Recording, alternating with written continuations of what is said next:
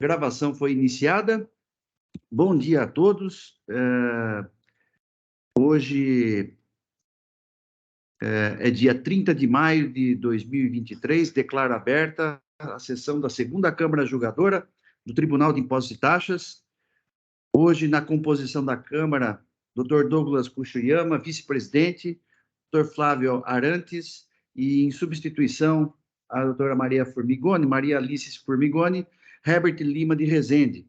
Seja bem-vindo, doutor Herbert. Também pela representação fiscal, Tabir Macedo. Nós temos 3 processos na pauta e uma inscrição para preferência no julgamento de hoje, que é da CBD. Então, vamos iniciar pelo processo da CBD, o AIN é o 4.146.040. Eu sou o relator.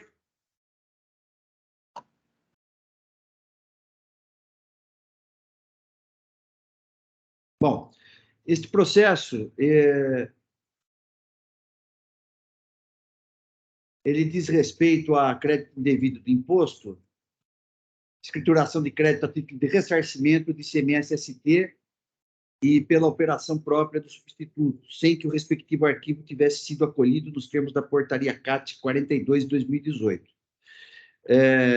Como houve posterior apresentação e acolhimento do arquivo pela recorrente, a Câmara converteu o julgamento em diligência, solicitando providências por parte da fiscalização, né, que depois eu vou detalhar,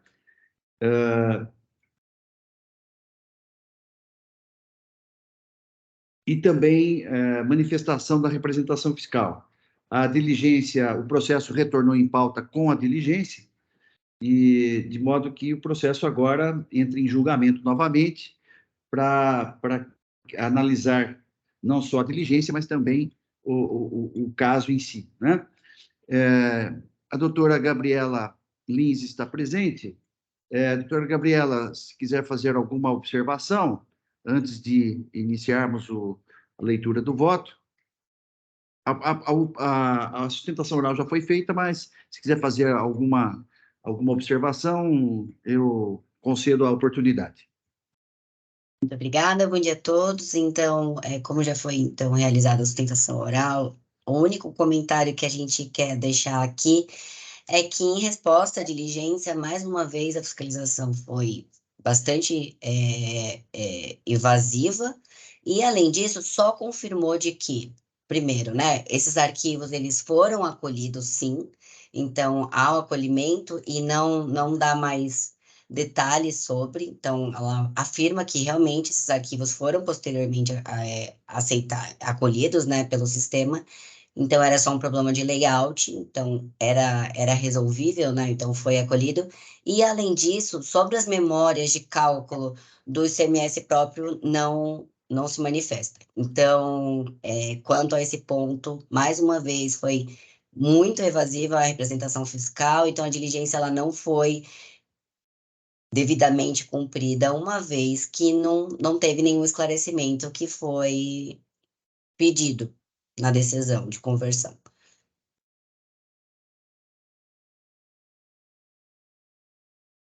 Muito bem, então. Agradeço a intervenção da doutora Gabriela. Eu passo, então, à leitura do voto e, em seguida, abrirei os debates. Então, vou ao meu voto. Por ocasião do acórdão proferido às folhas 1030 e 1036, por esta segunda Câmara Julgadora, o julgamento foi convertido em diligência nos seguintes termos, e eu remeto aqui para conferir folhas 1034. Tanto é exposto nos mesmos moldes determinados referidos precedentes indicados alhures, é de rigor que o ilustre agente fiscal, autor do feito, em colaboração, se manifeste se o acolhimento, item A, se manifeste se o acolhimento do arquivo magnético noticiado pela recorrente, de fato, é referente a ICMS-ST glosado, informando se a partir de tal arquivo é possível a auditoria e o reconhecimento parcial ou total do crédito glosado neste auto de infração, de acordo com a interpretação dada pelo núcleo de fiscalização nos termos do regime especial concedido, conforme destacado nos itens supra, informando eventual saldo remanescente de crédito glosado. Segunda providência em diligência. Se manifeste quanto à memória de cálculo apresentada para justificar o direito ao crédito da operação própria do substituto tributário, considerando que a recorrente alega que foi apresentada ainda durante a fase de fiscalização e não foi considerada, devendo se manifestar também sobre a alegação da recorrente de que o direito ao crédito, nos termos do artigo 271 do RICMES, independe do cumprimento da disciplina da portaria CAT 42/2018. Terceira providência em diligência. Junte aos autos a notificação de que trata o artigo 6º, parágrafo 2º, item 2 do regime especial referente ao mês de julho de 2020, conforme consta do auto de infração, caso não seja possível o reconhecimento dos créditos glosados a partir do arquivo recolhido, considerando que a notificação de folhas 39 refere-se ao mês de fevereiro de 2020, tendo havido aparente erro material na juntada de tal documento aos autos. Voltando ao meu voto. A fiscalização, em face da determinação deste colegiado, apresentou a seguinte manifestação, que tem um S a mais aqui, depois eu... A seguinte manifestação fiscal, as folhas 1043 e 1045. E aqui eu transcrevo o trecho que eu reputo como importante para o nosso julgamento. Seguindo aqui no meu voto. Com efeito, a fiscalização aponta que no início dos trabalhos não foram apresentados arquivos válidos para análise do ressarcimento de créditos. Prossegue dizendo que a fiscalização oportunizou a entrega de arquivos, porém, nenhum arquivo foi entregue dentro do prazo legal, não podendo fazê-lo após o encerramento da ação fiscal, mas sim ser objeto de novo pedido de validação de crédito.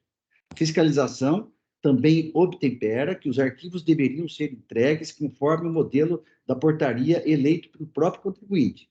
Como entregou os arquivos no formato TXT e alguns outros em PDF, não poderia haver reconhecimento de crédito. Por fim, aponta que não houve entrega de qualquer planilha referente aos ressarcimentos de ICMS de operações próprias. Opina pela manutenção do auto de infração. Assim, constata-se que a diligência fora parcialmente cumprida. Ora, a questão que envolve a possibilidade ou não de apresentação de arquivos válidos e de reconhecimento dos créditos após o encerramento da ação fiscal, ou no bojo do presente processo administrativo, é matéria de direito que será deliberada pelo colegiado desta segunda Câmara Julgadora no mistério da função jurisdicional administrativa de que está investida. Efetivamente, o item C da diligência solicitada restou cumprido pela juntada da notificação referente a julho de 2020, às folhas 1041. De outra parte, somente a segunda parte do item B foi atendido pela fiscalização ao confirmar positivamente que o direito ao crédito, nos termos do artigo 271 do RICMES, independe do cumprimento da disciplina da portaria CAT 42 de 2018. Conferir folhas 1044.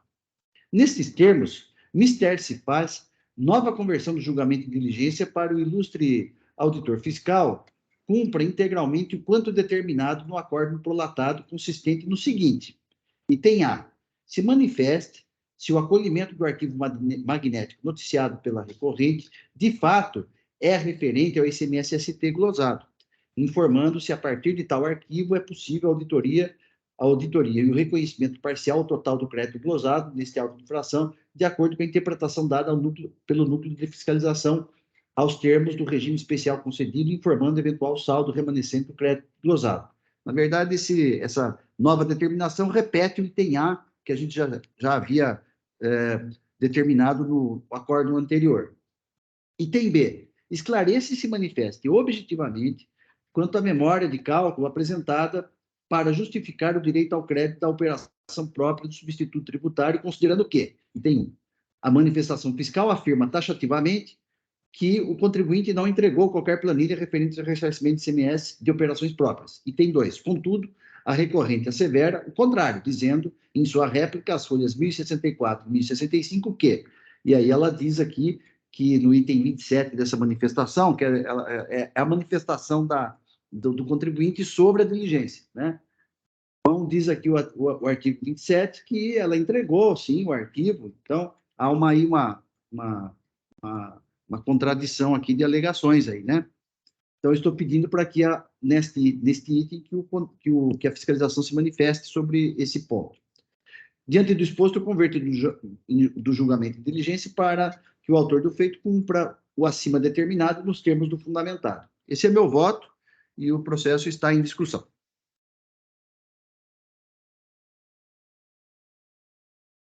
Eu vou corrigir aqui um errinho aqui de digitalização.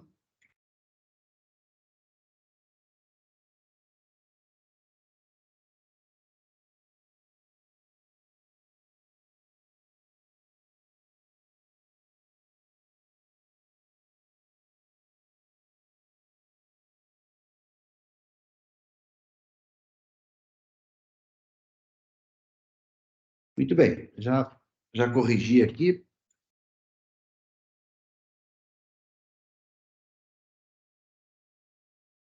Bom, não havendo inscritos, vou encerrar os debates. Eu peço que os senhores juízes confirmem presença para quórum de votação.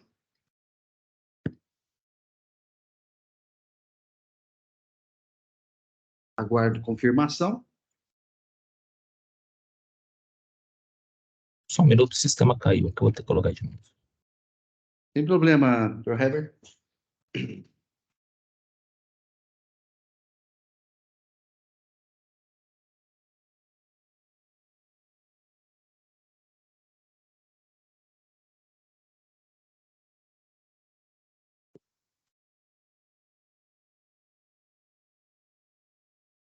Muito bem, todos confirmados. Processo em votação.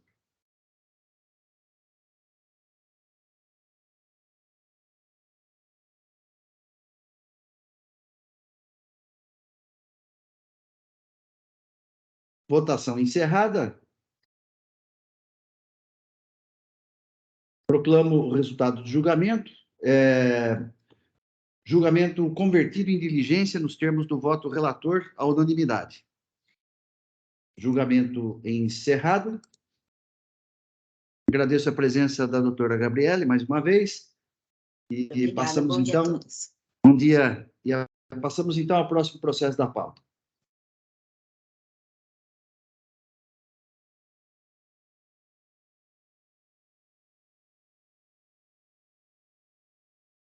Vamos para a COPAP, o primeiro da pauta. O relator é o Dr. Douglas. Este processo ele foi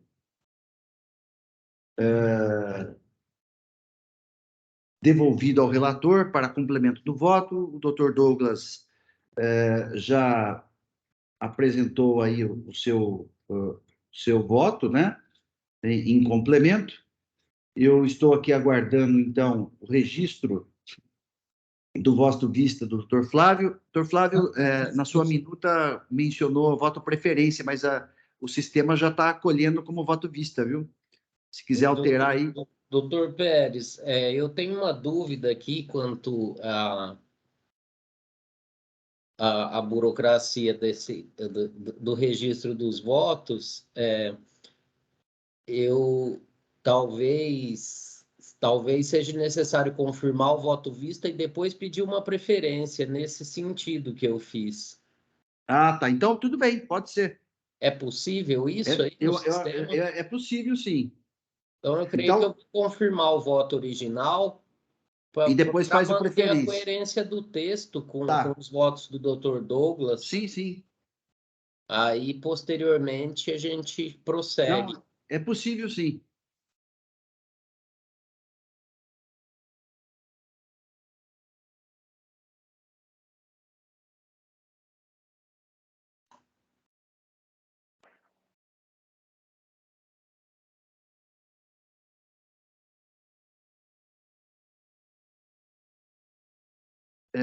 Então, doutor Douglas, o processo retornou para o relator. Se quiser nos apresentar, então, seu voto em complemento, em seguida, nós passamos a palavra ao doutor Flávio, que pediu vista do processo.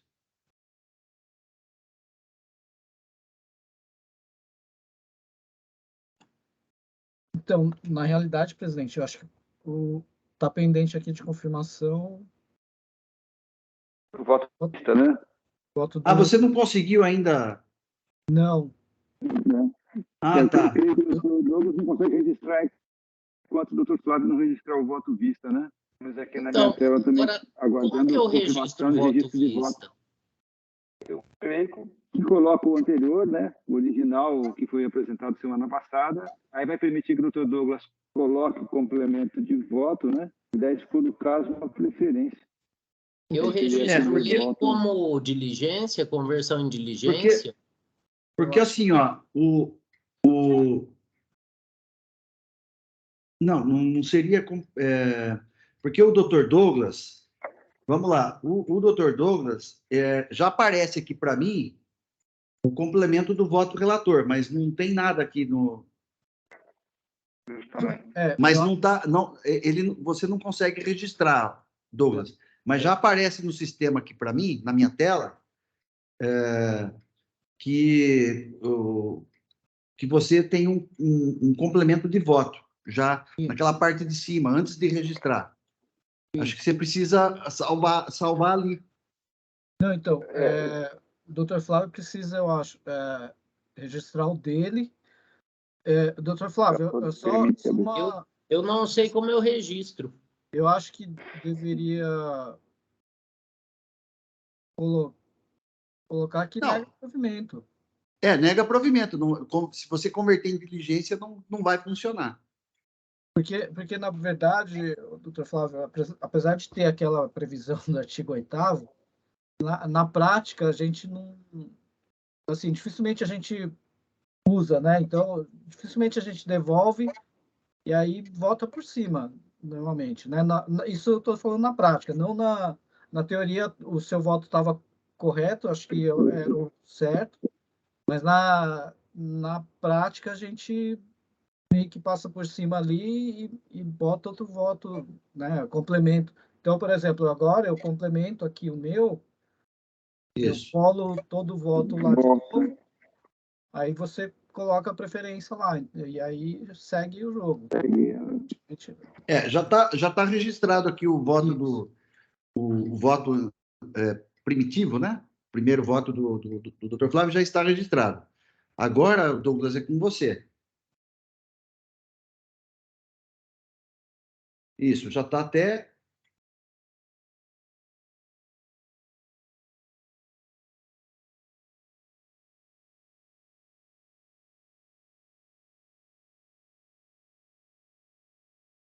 Porque aqui, Flávio, nós temos até a possibilidade de edição do voto, no seu voto. Você pode ou pedir preferência ou editar o voto vista, depois que o Douglas registrar.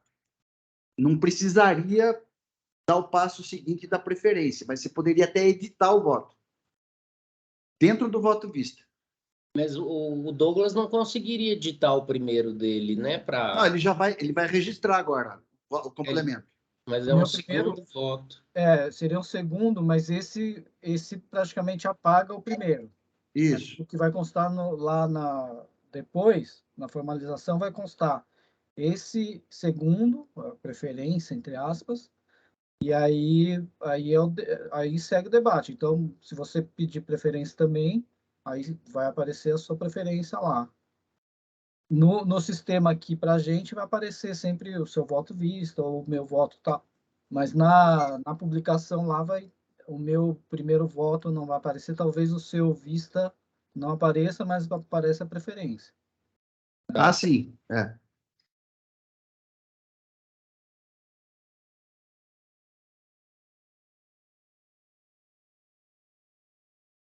Muito bem. Agora o Douglas registrou o voto dele. Então, você deve estar... aparece para vocês aí o voto vista, que pode ser editado, ou então eu não sei nem se o sistema aceita o pedido de preferência do Flávio. Bom, primeiro, o Dr. Herbert vai pedir preferência também para registrar o voto? Ah, sim, vai pedir preferência também. A princípio, sim. Então, Dr. Herbert, pede preferência, porque aí a gente, quando tiver tudo aqui, a gente inicia os debates, fica mais prático. Ok. Então, a preferência já está concedida, Dr. Herbert. É só registrar o seu voto.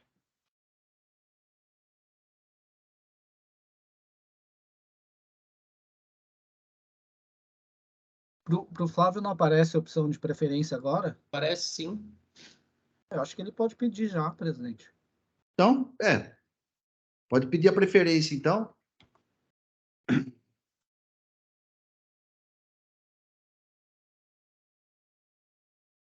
Na verdade, aqui, Flávio também pediu preferência, estou concedendo, porque no caso do Flávio, ele tem a opção ou de editar o próprio voto vista ou pedir preferência. Então, vamos pedir preferência para seguir a sequência aqui, fica mais fácil. Doutor Douglas, só uma coisa, aqui parece para mim como se fosse parcialmente provido e na emenda também, mas depois no dispositivo é provimento para cancelar o REM. Será que não seria o caso de alterar a emenda e o que consta no sistema aqui? Olha, a emenda está... Como eles não conhecem... Parcialmente provido. Como eles não conhecem parte do recurso, né, no tocante à multa, ele vai ser sempre parcialmente provido. Perfeito. O sistema não dá essa opção, viu? Essa opção, né? Uhum. Perfeito. Na verdade, essa confusão, né, porque quando eu acompanhei o Flávio para complementar o voto do relator, eu teria que levar a votação, né, feita a votação, devolver para o relator. O que eu fiz? Eu devolvi para o relator antes de tomar os votos, que poderia também. O relator poderia falar, olha, eu quero mudar o voto, até para acompanhar o raciocínio ou a proposta do voto visto. Então, não é errado também devolver para o relator antes de tomar o voto ou depois, porque o debate ia cair no mesmo lugar, né? Então, eu conversei isso com o presidente, com o Dr. Argos, e ele me colocou isso daí. Falou, olha, já aconteceu isso comigo também. Eu mandei para o relator antes de levar a votação, para depois devolver para o relator para complementar. Mas dá na mesma, né?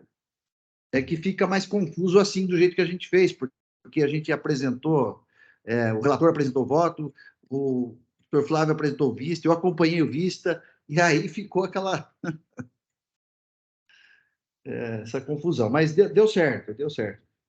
Eu registrei a preferência aqui, Já registrou, né, doutor?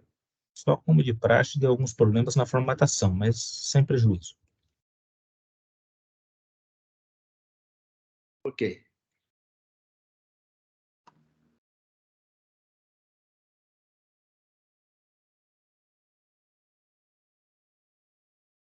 Muito bem. Então, aqui no sistema, o voto vista do Dr. Flávio foi substituído pelo preferência. Nem aparece o voto vista mais aqui na tela, né? Pode até aparecer nos andamentos aqui do processo, aqui aparece. Mas aqui o voto vista, Flávio, foi substituído pelo voto preferência. Então, agora estamos em ordem aqui. Bom, então nós temos o voto relator, que voltou para o relator para complementar o voto, que ele só apreciou o mérito e teve outras matérias. Então, o Dr. Douglas complementou o seu voto na prática, né? Então, o Dr. Flávio apresentou o voto preferência, que complementa o voto vista, na verdade, na prática foi isso, né? Mantém sua posição de mérito e o voto preferência aborda outras questões também, as outras matérias. E também temos aqui o voto preferência do Dr. Herbert. Então, seguindo aqui a sequência, eu peço então para que passo a palavra ao Dr. Douglas para nos sintetizar o seu voto. Em seguida, eu passo a palavra ao Dr. Flávio, que apresentou o voto visto, e em seguida, o Dr. Herbert, que apresentou voto de preferência no presente momento. Dr. Douglas, com a palavra. Tá, basicamente, deixa eu só... Acho que o Dr. Herbert sabe do processo e tal, mas eu vou só apresentar umas questões aqui que eu tinha deixado de apresentar. Então, eu estava dando procedência para o recurso do contribuinte, aceitando que essa importação teria acontecido de forma, na verdade, por encomenda, de acordo aqui com o contrato e tudo mais. Então, basicamente, e aí eu não tinha analisado questões tais como preliminar,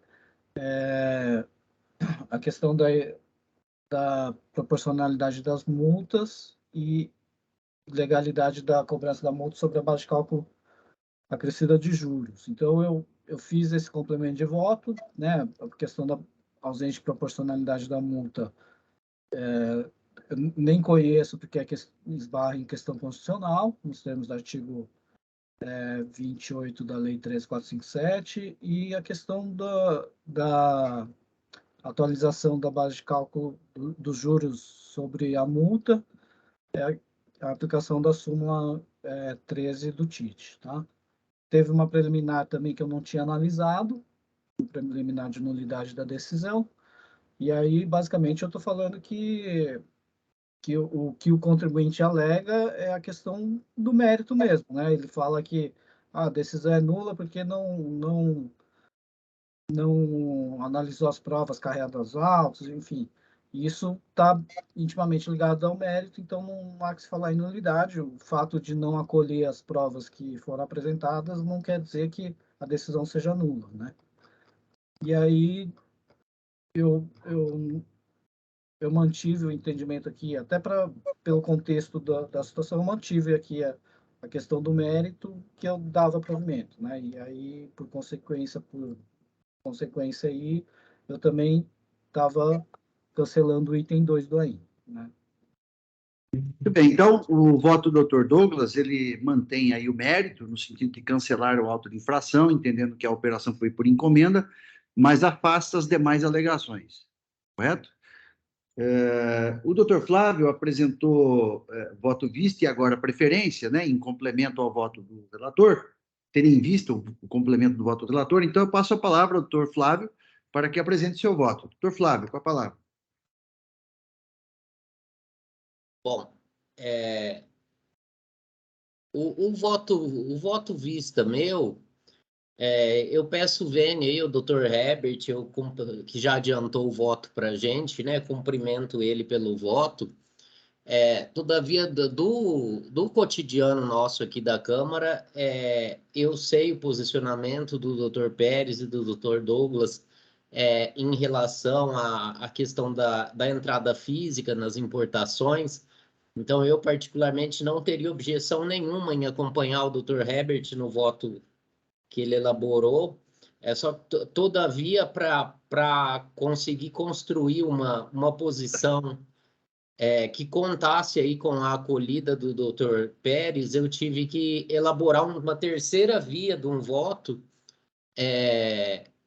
onde eu não adentro no mérito da questão da entrada física, né? Então, o voto meu é no mesmo sentido do meu voto vista inicial, só que, porém, eu resolvo a questão com base nas provas, sem adentrar na questão da entrada física, porque da experiência aqui na Câmara, eu sei que o Dr. Pérez teria certa resistência em acompanhar o voto do Dr. Herbert. Então, nesse sentido que foi a construção desse voto meu, mas eu parabenizo aí o Dr. Herbert pelo voto, pela revisão da matéria toda realizada aí. Mas justifico aqui eu não acompanhar o Dr. Herbert e apresentar uma terceira versão aí para colocar em votação, na esperança do Dr. Pérez acompanhar aí para uma solução do caso. Muito bem, então o doutor Flávio, ele diverge quanto ao mérito, analisa as provas e entende que pelas provas dos autos não há que se falar em importação por encomenda, não é? Principalmente em razão da carência aqui da prova do pagamento, né? O doutor Flávio foi muito cirúrgico nessa análise aí da prova do pagamento, né? Então, o doutor Flávio ele está negando provimento ao recurso, não é isso? E afastando as demais alegações, acompanhando o relator. Correto? Então, diante disso, eu passo então a palavra ao doutor Herbert para que apresente o seu voto. Doutor Herbert, com a palavra. Não, perfeito. O doutor Flávio nem precisa de pedir licença para discordar. Eu sei que não é uma posição lá muito tranquila e me parece que é algo que vem sendo mudado de uns tempos para cá. Me parece que existe algum equívoco no que tange a antiga Guerra dos Portos e essa nova vertente da guerra fiscal que favorece a localização da trade. E aí, como o doutor disse, né, revisitando a matéria como um todo, desde o zero, então procurei buscar amparo lá na Constituição, Lei Candir, coisa do tipo, eu entendo que pouco importa qual que é a forma de importação, se é por encomenda, se é por conta e ordem, já que isso é determinado numa instrução normativa da Receita Federal. Então, se pensar que é disposição de lei complementar,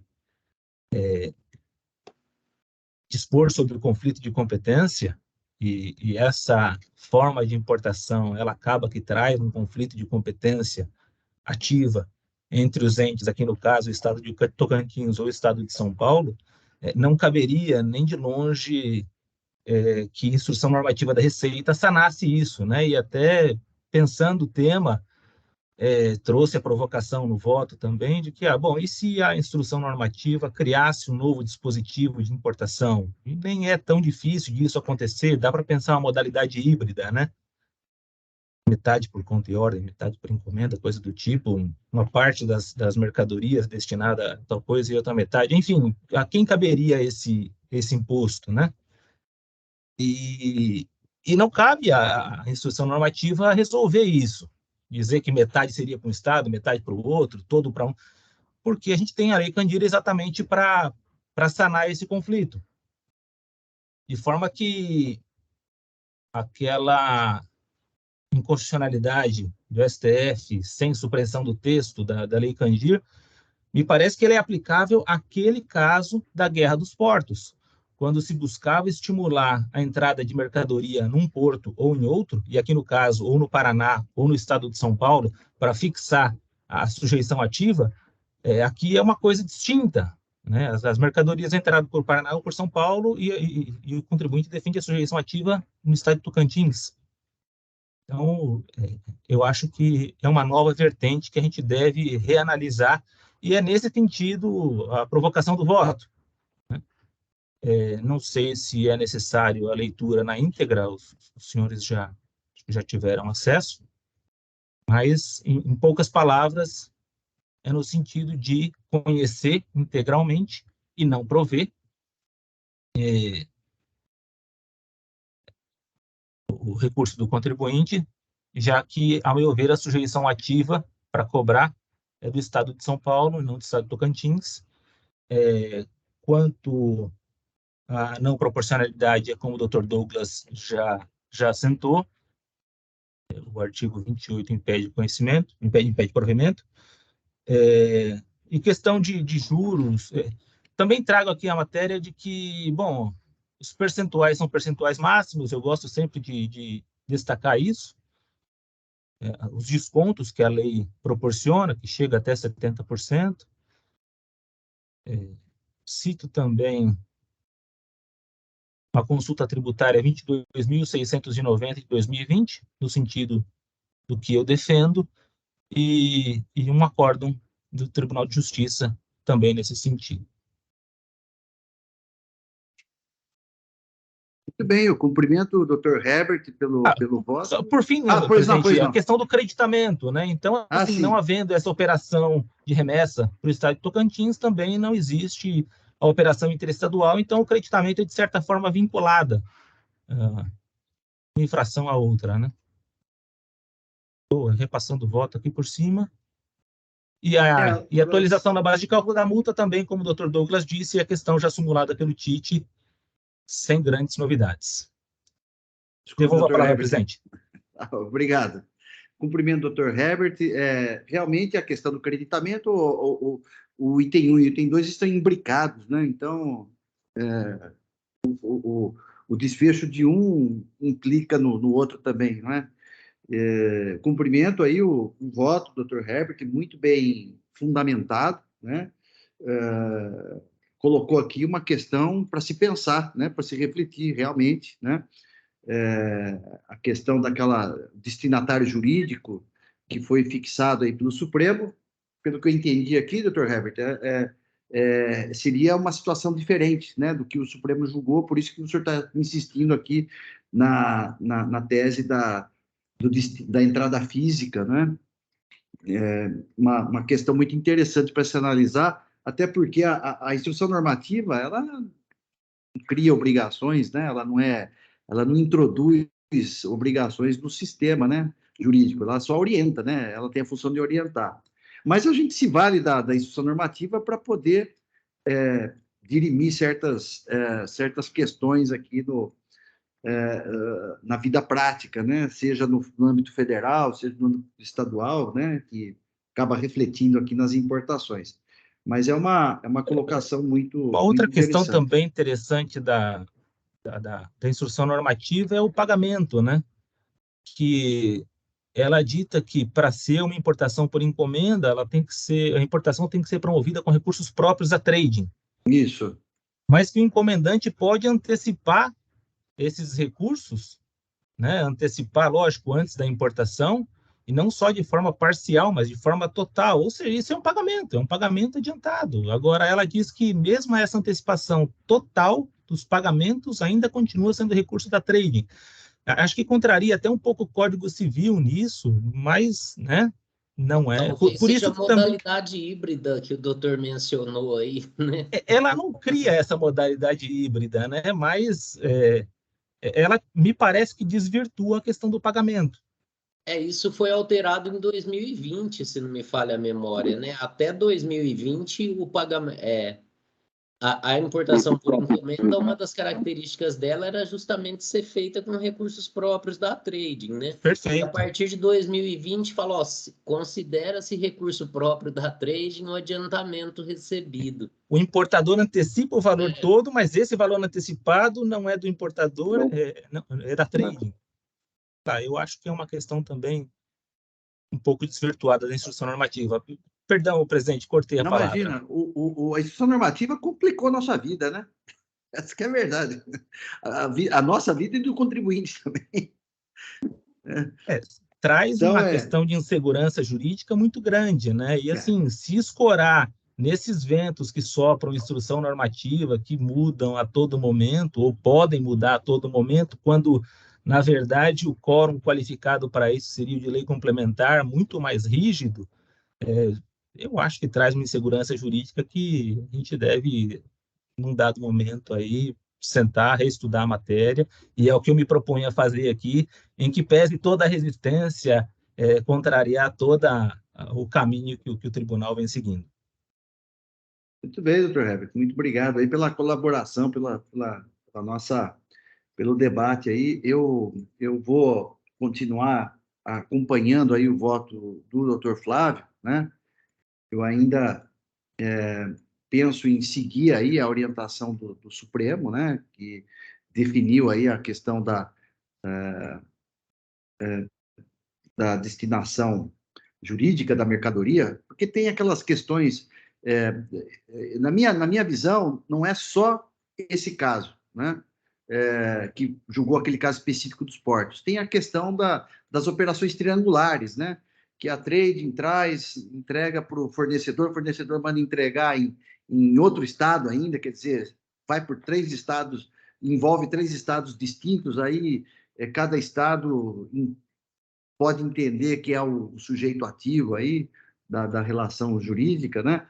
Então, e eu acho que o Supremo ele quis também resolver essa questão também, né? Um dos pontos aí da destinação jurídica, né? Quem efetivamente comprou, né? E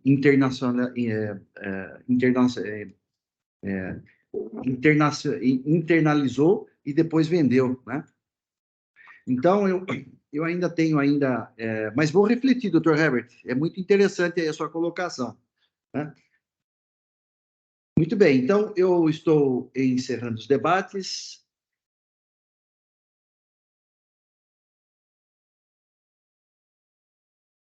O quórum de votação só eu preciso confirmar, porque todos apresentaram votos.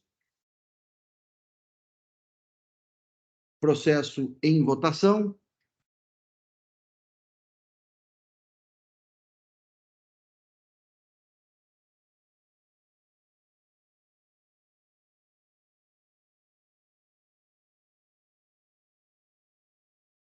Votação encerrada.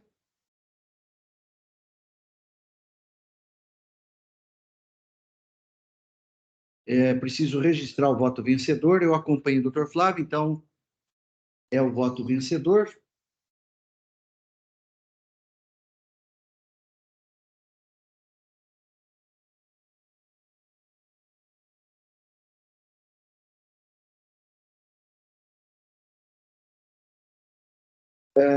Doutor Flávio, o parcialmente provido é por conta dos juros, não é isso? Por conta da parte não conhecida, né?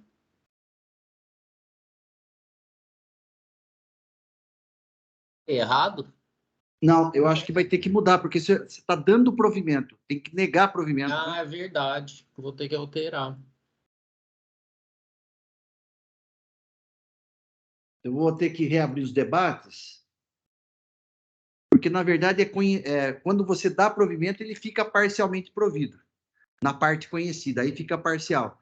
Mas se você está negando o provimento, tem que registrar o negando, né?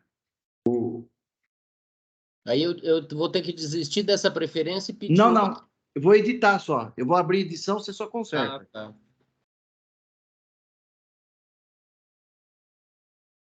Aí, abri para edição, apareceu aí para você, né? Aham.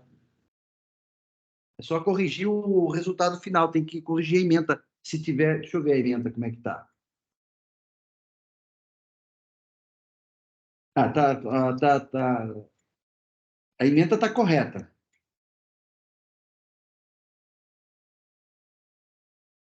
É só o registro mesmo. O voto nem precisa. É só corrigir o registro.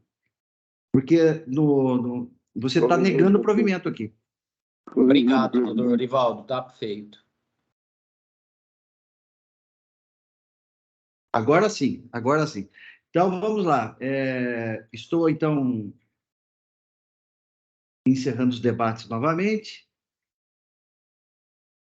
Verificação de quórum, que só eu, né? Na verdade, porque só eu que não apresentei voto. Processo em votação.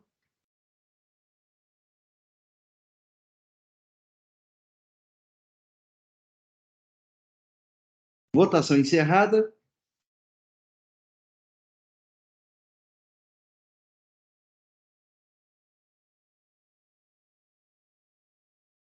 Agora eu vou registrar o voto vencedor e depois proclamar o resultado. Então, o recurso do Dr. Flávio foi parcialmente conhecido e não provido.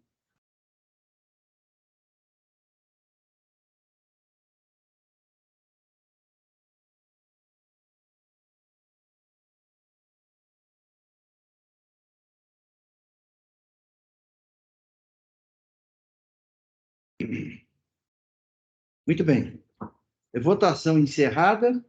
Proclamo o resultado do julgamento. Recurso ordinário parcialmente conhecido e no mérito não provido, nos termos do voto preferência do Dr. Flávio Sanches Arantes, por maioria de votos. O voto do Dr. Herbert na verdade, também nega provimento, mas por outro fundamento.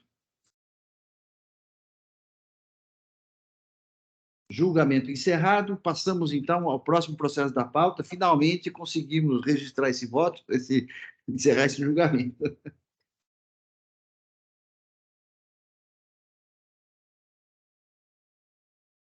Próximo processo da pauta é o último de hoje. Gran Petro, distribuidora de combustíveis, o AIN é o 4.150.175. Relator é o Dr. Flávio José Sanches Arantes. Não há pedido de sustentação oral, de modo que eu passo a palavra ao Dr. Flávio, ilustre relator, para que apresente o seu voto. Dr. Flávio, com a palavra. Um momentinho só, eu vou registrar ele aqui, doutor Orivaldo, e já retorno. Tá bom, sem problema.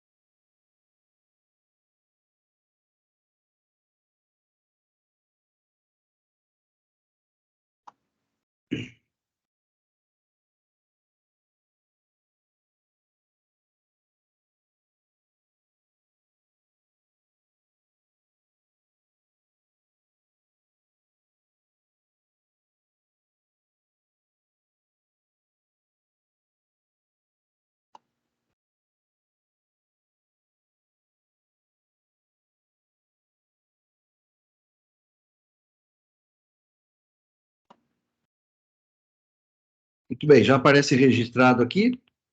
Bom, esse processo aí, ele é um recurso ordinário referente a um auto de infração que tem, que tem 2 itens de acusação referente ao item 1, a falta de pagamento por meio de guia de recolhimentos especiais, e o item 2, falta de pagamento também por guia de recolhimentos especiais do ICMS-ST.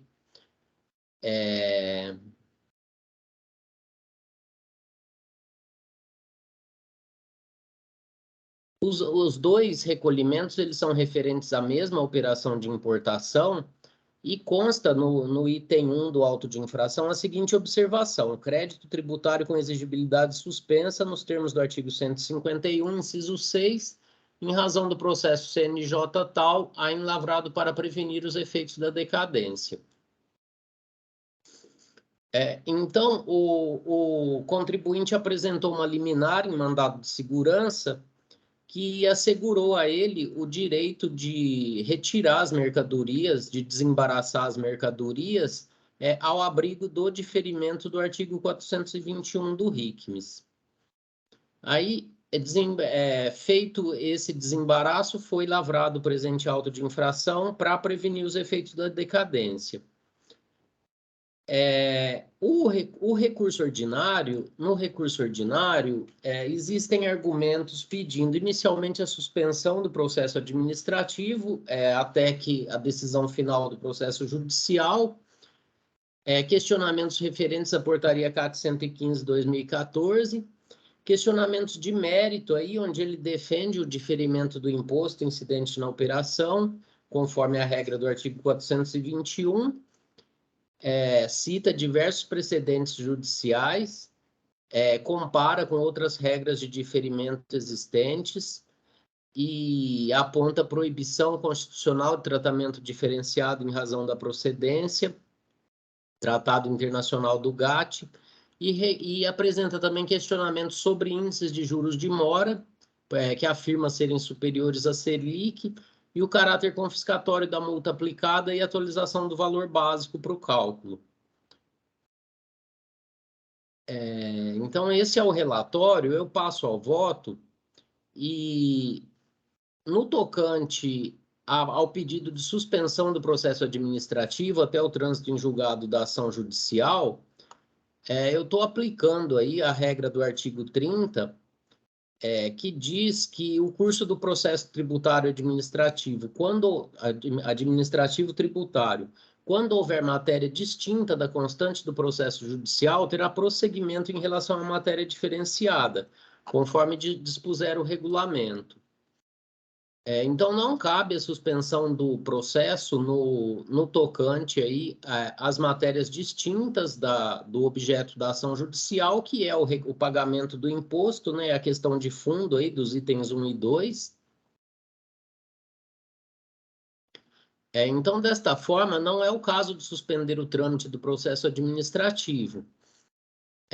Pois nos termos do parágrafo 1º e 2º do dispositivo supra, resta, por um lado, prejudicada a discussão sobre a exigência do imposto, pois a propositura da ação judicial importa na renúncia da discussão matéria no contencioso. E, por outro lado, no tocante às matérias que não foram objeto da ação judicial, o processo administrativo deve prosseguir normalmente. Então, dessa forma, resta prejudicada a análise de todos os argumentos apresentados em sede de recurso ordinário que dizem respeito à exigência dos tributos incidentes sobre a operação, o ICMS e o ICMS-ST, tendo em vista que tal matéria é objeto da ação judicial, que implica na renúncia de sua discussão administrativa, devendo, para todos os efeitos, ser resolvida nos termos da decisão judicial. Desta forma, não pode ser conhecida a fração do recurso ordinário no que diz respeito à exigência do imposto. Aí, quanto à preliminar de nulidade do AI em razão da falta de cumprimento das regras previstas na portaria CAT 115/2014, eu tô afastando aí a nulidade, né, por não ser um elemento essencial do auto de infração nos termos do artigo 34.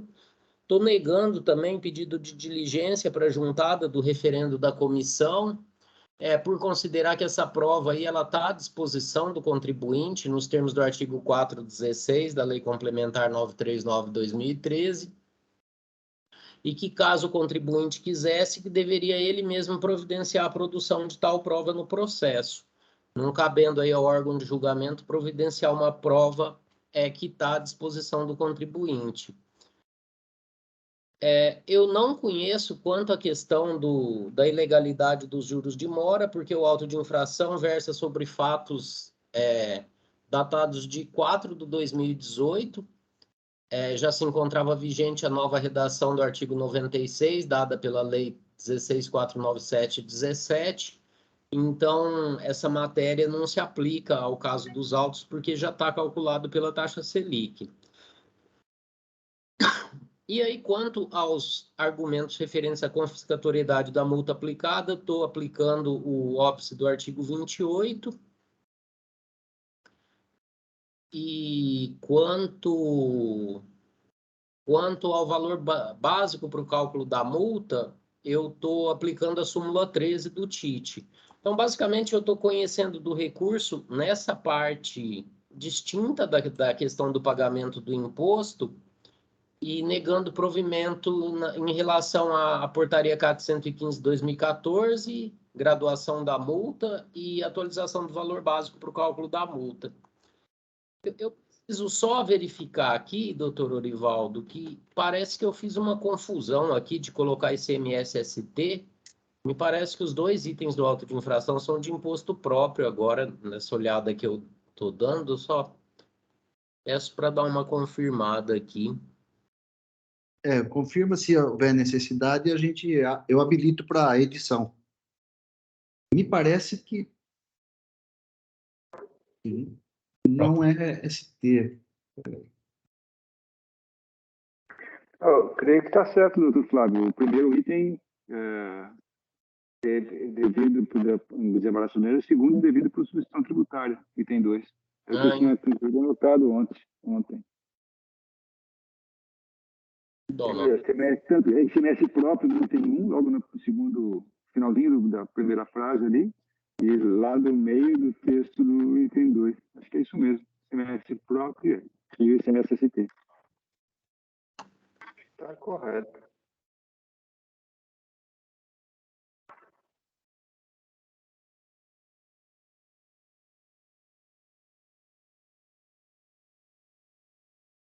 Na verdade, tem um erro de digitação, mas é no relato da acusação, né? Ele fala o ICMI próprio devido por substituição tributária. Pequeno erro no relato só. Tá. Não está certo, então, mas não tem nenhuma alegação no recurso aí sobre essa questão. Então, eu acho que a gente pode prosseguir, doutor Orivaldo. Tá bom, então não há necessidade de habilitação, né, para edição. E esse ponto aí, bom, não foi objeto de recurso, também não, na minha opinião, também não causa nenhuma nulidade do. Consta no item 2, expressamente substituição tributária, né, devido por substituição tributária, acho que não tem problema, não. Tá bom. Eu não vejo também nenhum problema. Na hora de ler o voto, eu vi o próprio ali no item 2, e aí eu falei, vou dar uma olhada para confirmar. Muito bem, o processo está em discussão. Doutor Flávio, a suspensão da exigibilidade é por liminar, né? Liminar. Por liminar, a representação fiscal fez uma pesquisa aí no parecer dela, parece que essa ação aí já até transitou em julgado.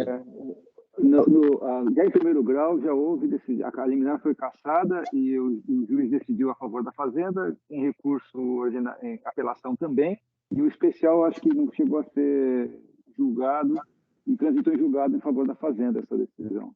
Já. Então, eu não sei se eu estou enganado, acho que tinha um entendimento de que a suspensão da exigibilidade no âmbito do TIT é de que a suspensão só dava com depósito integral.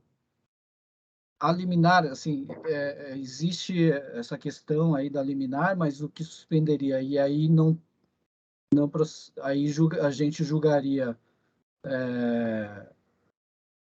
a gente manteria o auto tal como lavrado, e aí, caso houvesse a liminar, enfim, aí a questão seria na execução, não na execução assim, quando fosse para o núcleo lá, depois né, de transitar pelo TIT, não é? Não, é assim, ó. O que acontece? Doutor Douglas, não é a questão da súmula 14 de 2018? Lavratura de auto de infração sem incidência de penalidades necessariamente depende do prévio depósito judicial do montante integral do crédito tributário, nos termos do parágrafo 3º do artigo 30 da 13457. Será que é isso? O que acontece? Quando nós temos uma situação, quando a gente tem uma situação de concomitância, que é mérito, né? O TIT não enfrenta, porque a matéria que é concomitância não pode enfrentar, mas aí é lavrado o auto de infração para prevenir decadência, e só a questão dos encargos, juros, é que são julgados, e matérias de ordem assim, de nulidade de auto de infração, assim, tudo que não seja mérito, né? A hora que o auto de infração ele é confirmado, né? O crédito tributário como um todo ele fica suspenso se a exigência fica suspensa enquanto houver a suspensão da exigibilidade do crédito tributário. Então, não corre prescrição nem decadência por conta disso. O que não para é o julgamento das demais matérias no âmbito administrativo tributário. Mas a hora que encerra o processo administrativo, aí sim o crédito tributário fica aguardando o desfecho do judicial. Se o judicial confirmar liminar e transitar em julgado a favor do contribuinte, cancela o auto, né? Cancela o crédito tributário. Se não, o fisco pode exigir o crédito tributário na sua integralidade, assim que, a partir de quando transita em julgado em favor da Fazenda, que parece que foi o caso aí. Tá, entendi. Porque, na verdade, se a gente analisa, vai ficar o dispositivo como prejudicado, né? A análise do mérito quanto à incidência. Do mérito, Está sendo mantido, né? Não, tudo bem. Está sendo mantido. Acho que tinha uma discussão antigamente se no caso de lavratura de auto de infração, por o contribuinte estar procedendo de acordo com a decisão judicial, se haveria incidência ou não da penalidade, né? E aí veio a súmula que o Dr. Herbert trouxe aí para Falar, ó, não tem a penalidade desde que ele deposite o montante do imposto. Aí é lavrado sem penalidade, né? Então seria... Isso. Acho que é isso. Aliás, quando eu estava na superior, eu tinha essa linha que o doutor Flávio falou, que é até uma posição do doutor Paulo de Barros Carvalho, que ele sustenta isso, né? Enquanto estiver suspensa a exigibilidade, não correm juros e multa e nada, né? Não, mas aí a súmula 14, bem lembrada pelo Dr. Herbert, resolveu essa questão aqui internamente, pelo menos, né? Então, realmente é só se depositar em juízo em dinheiro que aí sim suspende, estanca aí os juros, os encargos de uma forma geral, né? E a lavratura com multas, né? Esse que é o impagamento, o depósito faz com que a lavratura seja feita sem a penalidade. Esse que é o mais importante. Isso, é para prevenir decadência. O CTN prevê a possibilidade de suspensão da exigibilidade pré-tributária por várias maneiras. Uma delas é o depósito em juízo, e a outra é por decisão liminar sem garantia nenhuma. Então, aí resolve aí as duas questões aí, a legislação nossa aqui resolve essa problemática aí. Muito bem. Tá, Então, tranquilo. tá bom. Bom, diante da intervenção de todos, eu estou encerrando os debates. Eu peço que os senhores juízes confirmem presença para quórum de votação.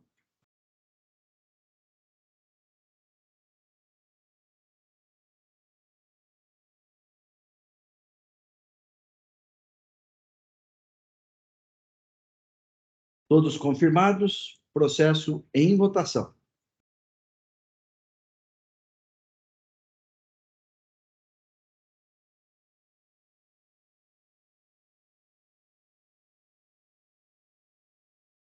Votação encerrada, proclamo o resultado do julgamento.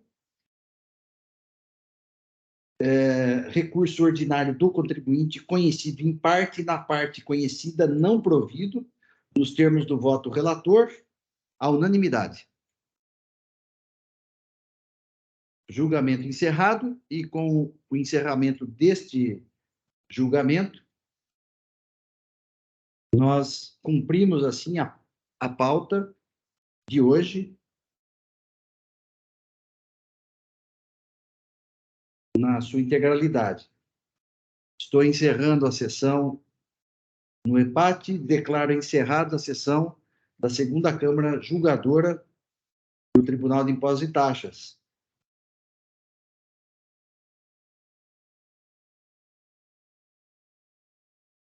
Estou aqui visualizando a ata.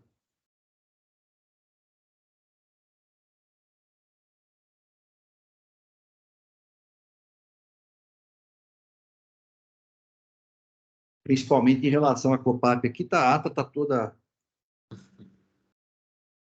correta. E de modo que eu peço, então, que o Oswaldo encerre, então, a gravação, tendo em vista o encerramento da sessão de hoje.